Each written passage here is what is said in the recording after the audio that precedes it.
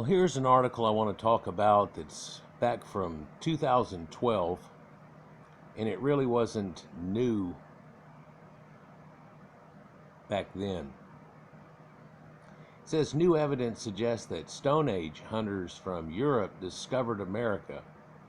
The end of that sentence is before the Asiatic form came across into the Americas from the Bering Strait land bridge in the idea we all believe. For indeed, the idea of Clovis first has been destroyed so many times over. I recently, earlier in this year, did a video where they showed human footprints that had trampled grasses and stuff in Central America, and dating back to over 23,000 years ago, and so that much predates it. But there are a lot of sites too, and we'll talk about a couple of them. It'll show you this idea.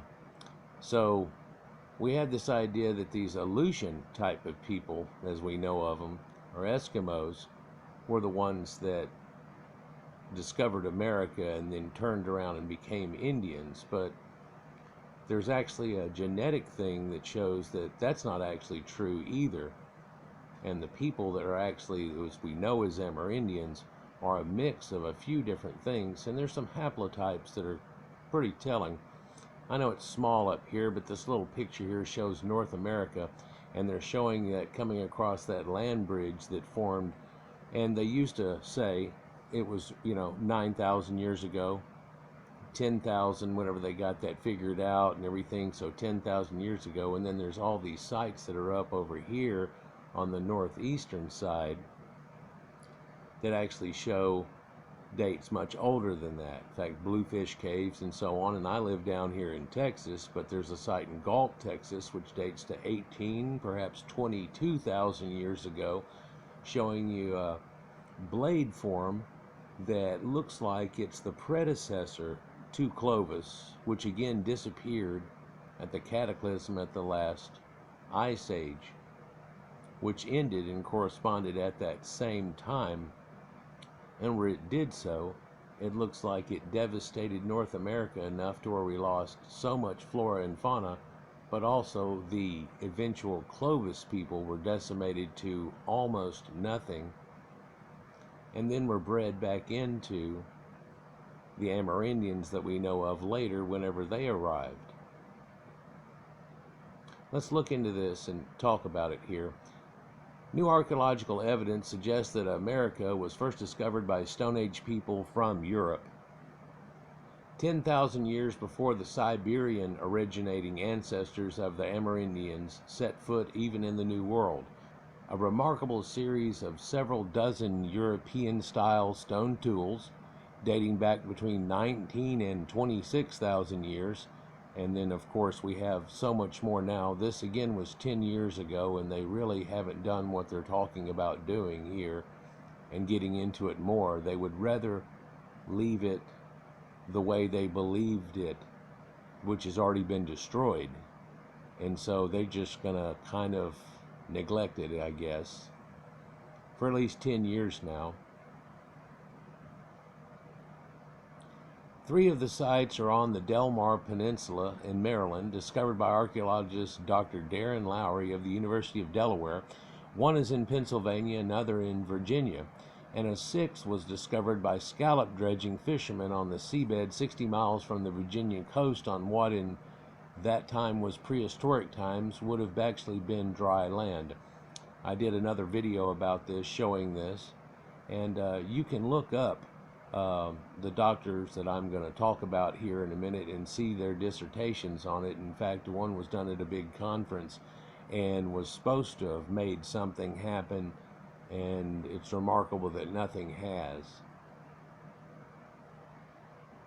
But the coast, or the eastern coast of America and Florida, were extremely expanded from what they are now, going back over 60 to, in some places, over 100 miles out.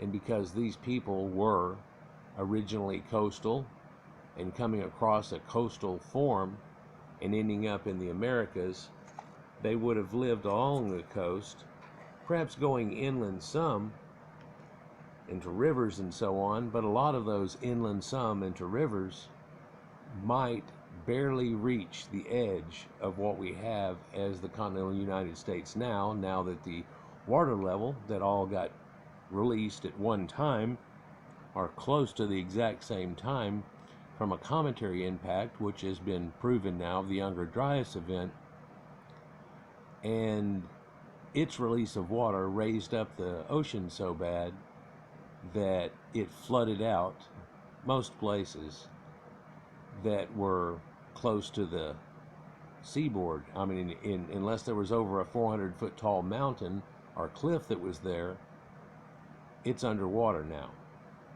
Just like Doggerland, a large portion of Britain as we know it, Spain, every map around the earth shows a large amount of flooding that changed its surface. Many islands were all connected as one, and what used to be just the little hills on the mountain is now just little islands, and that's all that's left. The new discoveries are among the most important archaeological breakthroughs for several decades, but they ignore it and are set to add substantially to our understanding of humanity's spread around the globe, something that archaeology is supposed to be geared towards, and not a political ideal. And by utilizing science, you don't ever stay stagnant in your idea, especially whenever something new trumps your idea and therefore it makes it invalid. The similarity between the later East Coast U.S. and European stone tool technologies has been noted before, but all the U.S. European stone tools unearthed before the discovery or the dating of the recently found or dated U.S. East Coast sites were from around 15,000 years ago. Now that's long after the Stone Age Europeans, the Salutrean cultures of France and Iberia of old, pre-Celts if you will, had ceased making such artifacts, and it seems like they turned into an artifact style that would have been what we've known as Clovis, and then they were decimated out. But see, that 15,000 years is not fitting in the timeline of that bridge being able to come over. Now, they don't want to give any boats or rafts or any ideas to the Aleutians, even though they live on them constantly and always have. And they sure don't want to talk about Cro-Magnon type man actually being a navigational seafarer around. But it is strange whenever you get into archaeology and they're talking about how they found on an island that never did get attached whenever it was even at its lowest point, Neanderthals on that island. It's over in the Aegean Sea. And so they turn around and they go, well, Neanderthals were way before anybody started boating, but then no one else knew how to boat. You know, it's kind of like you were taught that they thought the world was flat and that you'd fall off the end of it and all of these things whenever you look at old Ptolemaic maps and things from way back when, and they knew the earth was round long, long ago. They even measured it and got the size of it and were pretty much correct too. But you can't believe that. You have to believe this narrative where they thought they were going to fall off the face of the earth and they were just sailing to their own death to find America somehow on the other side of this giant blue ball. Most archaeologists had therefore rejected any possibility of a connection, being just 15,000 years or so, but then Gault site in Texas went 18 to 22, and now there's been like 40 sites that are predating that ice bridge by at least 1,000 years on their biggest estimate. And let me again say, they changed that estimate from whenever it happened and have added thousands and thousands of years to go, oh, we were off by something, but it's still ours, it's still that, and it's like, no, it's not. And in fact, are you going to say that they came across Alaska and then ran all the way across America as fast as they could and then just settled there? I mean, come on, there should be a trail in between the two, but anything that's out west doesn't have this technology whatsoever. It predates any of the western sites whatsoever. In fact, if you date these 40, it seems to come from the east and go west, and it peters out somewhat. Dr. Dennis Stafford pointed out a lot of these things, and people just don't want to hear it. Reality. But the newly discovered, recently dated Maryland and U.S. East Coast stone tools are from 26 and 19,000 years ago. And then now we have the footprints, and we have Bluestone Cave, Gault, Texas, even a calico dig site that's showing something around 200,000 years ago. There was already somebody making primitive stone tools there. Out in the California desert where they filmed part of Star Wars. I did a video about that a long time ago, and people ignore that site whenever they talk about any of these sites. They want to dismiss it and just say, well, maybe they naturally got fractured to look like they were just exactly making the tool types of the Macedarian and type blades that are across the rest of the world. Kind of strange. Then you find that somehow the monkeys got here and got there, and they figured out it's well after Pangea was separated. So how did that all happen? Well, there was connectives going on, so things were able to go, so things went, and probably the higher life forms were smart enough to go. But see, that doesn't fit anything either that they want to go with. So, being 26 and 19,000 years ago, they're therefore contemporary with the virtually identically Western European material known as Salutreans, but then there's a whole conglomerate that goes along with that. What's more, chemical analysis carried out last year on a European-style stone knife found in Virginia back in 1971 revealed that it was made of French-originating flint, an exact type that they're well familiar with. Professor Dennis Stanford of the Smithsonian Institution in Washington, D.C., and Professor Bruce Bradley of the University of Exeter, the two leading archaeologists who have analyzed all the evidence, are proposing that Stone Age people from Western Europe migrated to North America at the height of the last ice age by traveling over the ice surface and or by boats. Along the edge of the frozen North Atlantic, they are presenting their detailed evidence in a new book, Across Atlantic, published out this month. It wasn't received fantastically, and it sure wasn't touted. Have you ever heard of it? It's 10 years old now. Maybe you can look it up. At the peak of the Ice Age, around 3 million square miles of the North American Atlantic was covered in a thick ice for all, or at least a major part of the year. And during that time, the circulation of the North Atlantic as we know it today, which brings a warmth and a lot of weather to the UK and Britain as it pushes up across there, would have been squinched down. And so that thermal warmed area would have been much more close to Spain and France. And in fact, those islands and the Canaries and so on that are off of there would have been super tropical at that time.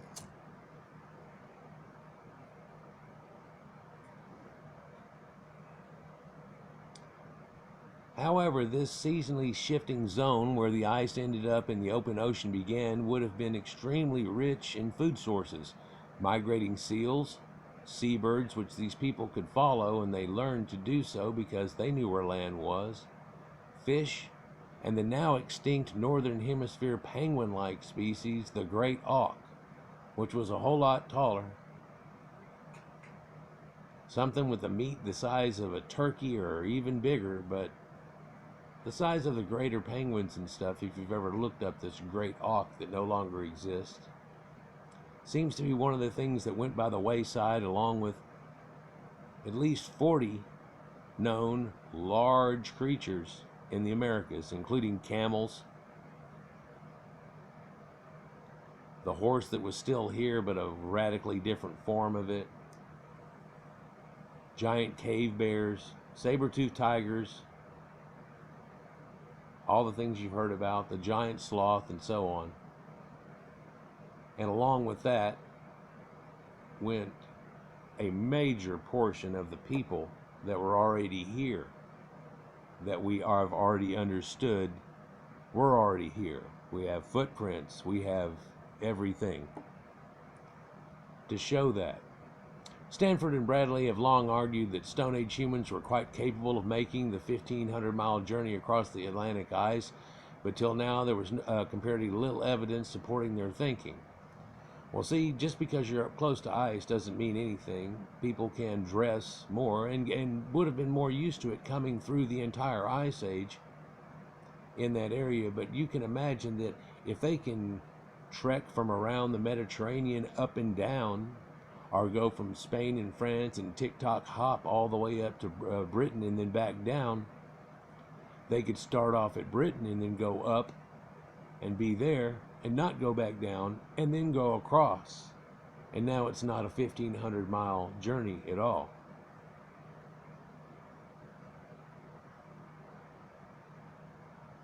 But until now, they say there was little evidence, but the new Maryland, Virginia, and other U.S. coastal material and the chemical test on the Virginia flintknite have begun to transform the situation. Now, archaeologists are starting to investigate half a dozen new sites in Tennessee, Maryland, and even Texas. As I said, the Gault site here, and there are a couple more. And these locations are expected to produce more evidence. Another key argument for Stanford and Bradley's proposal is the complete absence of any human activity in northeast Siberia and Alaska prior to around 15,500 years ago. The people that became the Aleutians and the people that became the Amerindians that you know of that came from that point weren't even up in Siberia 15,500 years ago and older. And a strange thing, whenever you look at Stanford's presentation, he shows you that they didn't have any of these tools. They were chipping off flint pieces that had sharp blades to them and embedding them in sticks, using them as scythes and things like that. Nowhere near the same technology when the people over here were making elongated scythes, huge blades, way bigger than Clovis blades. These things are 3, 4, 5, 6, 8 inches, the type of thing that you would need to fight bigger creatures that at the time were actually still here. In fact, where they find this flint that actually came from France at was kicked up on a trawler from trying to catch clams and dredge for it, and in doing so, it coughed up some pieces of mammoth bone, and along with the mammoth bone, flip, here out comes this blade, associating it directly with the site, saying that it might have been left in the carcass in some way.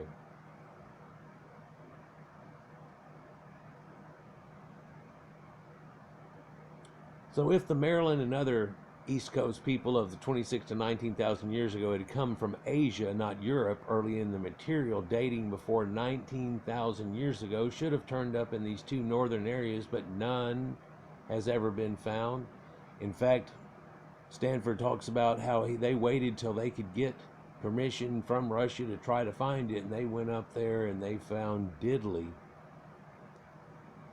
And then they went back in dates down deeper into it, and everything disappeared. Although Salutrean Europeans may have well been the first Americans, they had a major disadvantage compared to the Asian-originated Indians who later entered the New World via the Bering Straits or along the Aleutian Island chains after 15,500 years ago. In fact, more like 10,500 years ago, maybe 11, and they were on the west coast coming down through, and it was an extreme fast journey. So then you'd also think that things that you see whenever they come all the way down that coast and follow it all the way down into South America, that somehow they might have made it through that Central America in the past that we've widened out and make the channel today that allows us to pass through that and gone on into the Americas more, rolling around and so on. But that happened much later. And the strange thing about that too is that all the Mayas and things of the South Americas are the ones that built pyramids and doing things, or were they ones that built it or just inherited it? How does this actually all work out in time? So whereas the Salutreans had only a 4,500 long ice age window to carry out their migratory activity, the Asian originating Indians had some 15,000 years to do it. What's more, the latter two-thirds of that 15,000 millennia period was climatologically much more favorable, and substantial larger numbers of Asians were therefore able to migrate. Would make common sense. As a result of these factors, the Salutrean European originating Native Americans were either partly absorbed by the newcomers who came later, or were substantially obliterated by them, either physically or through competition for resources, or they had been decimated down to a lower level by the time they came through from the Younger Dryas event, and they just came in and were able to overpower them in that way and assimilate them in. Anybody who studied Amerindians know that whenever they go through a blight or a problem like that, they actually do assimilate the other people into their tribe, even for the people that were missing, and so on. Some genetic markers for Stone Age Western Europeans simply don't exist in Northeast Asia at all, but they do in tiny quantities among some North Amerindian Indian groups. Scientific tests on ancient DNA extracted from 8,000-year-old skeletons from Florida have revealed a high level of key probable European origining genetic markers. Now, since this, there's been at least 6 papers that I've done videos about where I talk about how it had happened, and what keeps showing up is an X haplogroup. And if you look up X haplogroup, which we might do right here at the end, you'll actually see that it's people from all over the Caucasus area and the Middle East, and then all of a sudden the Amerindians. So you're saying they came from there? Because that's where the people that were there at the time. There's got to be a cross going on there, doesn't it? Like perhaps they came up and slightly bred with Asiatics, and not Orientals, but Asiatics and Mongolian type people, and got the cross going on, which is quite a bit different than the cross that makes up the Aleutian Eskimo type people, and they have more of an Asian influence or Oriental influence on that. Scientific tests on ancient DNA extracted, like they say, from 8,000-year-old skeletons show this X haplogroup, and there's also a tiny number of isolated Native American groups whose language appear not to be related to any way to Asian originating American Indian peoples. In fact, they have something what you would know of as a Proto-Indo-European linguistics, and a lot of people have tried to attach them to the Bible and so on, and that they were somehow a lost tribe, but that would, of course, been way before the fact. Something I've talked about in other videos, and actually who they were talking about at the time in question. But the greatest amount of evidence is likely to come from under the ocean, for most of the areas where the Salutreans would have stepped off the ice onto dry land are now up to 100 miles out to sea. One underwater site that has been identified thanks to those scallop dredgers we talked about is set to be examined in greater detail this summer. This was back in 2012, by the way, either by extreme depth divers or by remote operated ROV mini submarines equipped with cameras and perhaps grab arms to grab things that they find. That's the end of the article there, but from what I understand, they never did this whatsoever. And then another one was sent out with extra boats where they towed the things behind them and looked on the surface of the ground out there in the area where we were talking about, some 60 miles off the coast of Virginia. And instead they found a boat, which is apparently one of the early American boats that had some type of steam engine with a water wheel working onto it, a paddle boat type situation like that. And that got real popular, but nobody ever kept looking for the other sites that are there or anything that they could have. It seems like that just went away. And why I'm doing this now is I had this article pulled up along with my 40 things to go back over, and I never did go over this article onto it, but also to mention the fact here we are at 2022, 10 years later and nobody's still doing it. From what I understand, they're trying to get Stanford to go ahead and retire, and the other guy retire, and just leave this alone and just let it go away, rather than even looking for something like this and finding it out. But you know, because of the Bluefish Cave site and the other cave site that I showed you that's over 30,000 years old in South America, which, see, that says people had to, if they're coming from either one of the sites we're talking about now, they came long before that. Unless you want to come up with an idea that they were just running until they ran into something. Constantly grab the kids up and run. They would have been here for thousands of years before that. So it's over 30,000 years. Can I hear 40? Do I hear 40,000 years? Well, there's a mammoth site that shows that 130,000 years, something along a hominid type creature was carving the meat off of it there.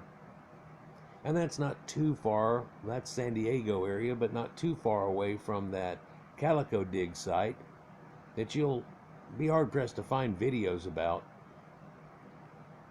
But if you do, one of them might be mine, and you'll actually see them go down in a test pit where they went, and in the test pit where they go down some 70 foot below all the rubble and stuff that got splashed over it, the ground that was there, they find stone tools, and they even found carbon and things that are right there at the same layer, and it's dating at 178 to 205,000 years old. And these are work stones. They look like the base stone that people would have where they chipped it a few times and they go, yeah, I can work with this. And they set that aside and they do it again and set it aside, and they get a bunch of those to make extras for whenever they shoot one into a deer or one of these large creatures that we're talking about, and it runs off and they lost their point. See, you can do that with arrows a whole lot until they shoot it a whole bunch and you might get your arrows back out.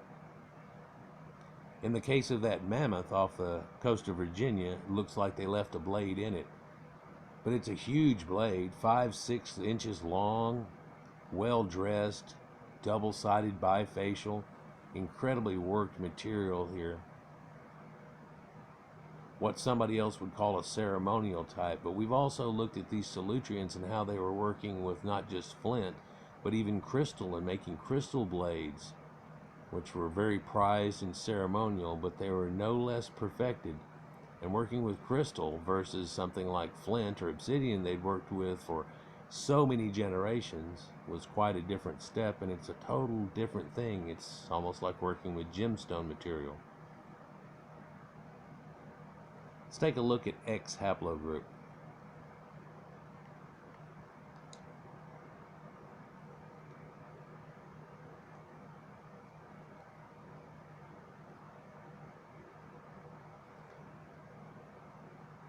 We're going to go to Wikipedia,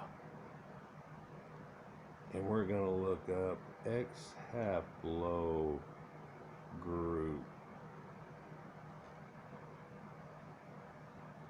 And see, the funny thing about X haplogroup that you get to find out is that in a modern day it's more spread out, and we've talked about how these people living in these areas here and some out here at one time all migrated over here eventually, and the Anglo-Saxons and all the things that happened here. But also, if you'll look, this is all the places that Caucasians were in the ancient world. If you look at Herodotus' map, it cuts off right here. They don't know sub-Saharan Africa exists. They don't draw the peninsula here of India, much less the end of Thailand, and it kind of cuts off, and they had a known world situation. But you can see the strongest point of it is in ancient Anatolia, as I talked about before, and what we know of is Greece and so on, and thick in this area. But strangely, it's also with those Amerindians, some of which are right there at La Anse Meadows and places. We know the Vikings came across and went here to here to here, and then there's Vinland, and that's that. Just starts to make sense whenever you look at it this way and you go, well, here's some DNA that shows you this is the way things went. They don't want to figure that in there too. There's a lot of other telltale things too that show up that these people ended up being a major portion of these people, and to the point that their haplogroup hasn't been taken over. mTTNA has not been taken over. They'll make a slight mention here about it if you read the whole thing. They talk about how there is people in the Baja Oasis and the western desert of Egypt and things that all come from X haplogroups. But it's also native Europeans and 13% of all native North Americans. The native Assyrians, Europe and the Middle East and North Africa, so in Caucasians. It's even in the Caucasus region that's right here. Around the last glacial maximum, roughly 20,000 years ago, it's more strongly represented in the Near East, the Caucasus, and Southern Europe, and somewhat less presented in the rest of Europe. The highest concentrations are found in the Ojibwe of Canada, the Sioux, the Nunhakuth, Georgia. So Georgia is not Georgia, America, Georgia itself. Orkney Islands of Scotland, and amongst the Druze Assyrian community of Israel, up to 27%. That's why they had such a dark marker that's there. Pretty strange. And you look at genetics and how everything worked out, and how R1A, N, which is the parent family of that, and they have U and T and things like that that go along with it here, and who these people were that migrated many places. But then also you still find that R in India for good reasons. You find that R all the way over here for good reasons. And you know, X is about where it says N at, but see that X right there? That has to do with people that spread out too somewhat, and a good portion of them way back, some 40,000 years ago, were around in this area. And then doesn't have a map here to show it, but of course there's Spain, France, and so on, and the hip scopped up, hip over here, down, and you're in America about right here, just off the edge of the picture here, not too far. So that's another thing, that's another telling site. So they show the tree here of X and how it works out and so on like that, but it's really just kind of bland about it here. But they do talk about the existence of haplogroup X2 in Asia as one of the main factors to support the Salutrean hypothesis. During the early 2000s, Salutrean hypothesis postulates that haplogroup X reached North America with a wave of European migration from the Salutrean culture, a Stone Age culture in southwestern France and Spain, by boat around the southern edge of the Arctic ice pack roughly 20,000 years ago or more. We've got 30,000 footprints, we've got this, we've got that. Gotta be somebody that did all this stuff here and everything, huh? Yep, they also talk about X was found in Kennewick Man. And whenever you look into Kennewick Man, he's had a lot of controversy on who he was also. I've done a video about that, and its strangeness that people want to dismiss. So that's about it, guys. We're at 35 minutes, and I think that's enough yapping about this. But hey, can anybody show me where they've done anything in the last 10 years to try to get this more situated? Is any archaeologist even allowed to try to do this type of study without being smeared and tarred and feathered? If you can find anything, please let me know. I'd like to make more current videos on this topic and bring it all up, adding a few things together. Like I said, there's been so many findings that are over 30,000 years now. It's really a moot point on the Clovis first, and Clovis people aren't even from that original Asia land bridge that we try to talk about. It appears they're downgrade from the Salutreans, or downwind, if you will. That all went away at the catastrophic end of the last ice age with the Younger Dryas event, which is again finally being accepted as possibly have happened. And now other people have come out of the woodwork to show, yeah, it did happen. And they've actually got a lot of people that were disagreeing with it, agreeing with it now, to the point that it's past the point of exception. Peace.